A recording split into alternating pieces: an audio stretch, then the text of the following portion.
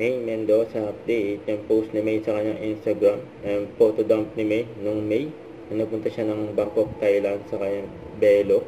Yun, ganda ni May, no? Sa Itbulaga, sa kay pamangkin niya si Mati at si Arya, hawak nila yung pabango ni May sa bench.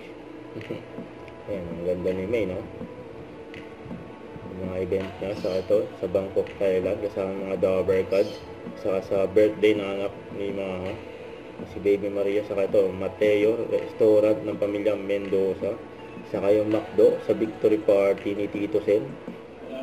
Ito yung video yun, no? Ay, nagkaroon na ng pag-games ng mga Dover Cards kasi Ian Red, may sali din, si Ian Red naging host. Ayun si May, no?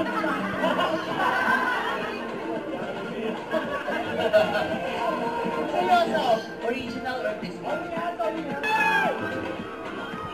Sa yung palaro, sa pang cash, nanalo.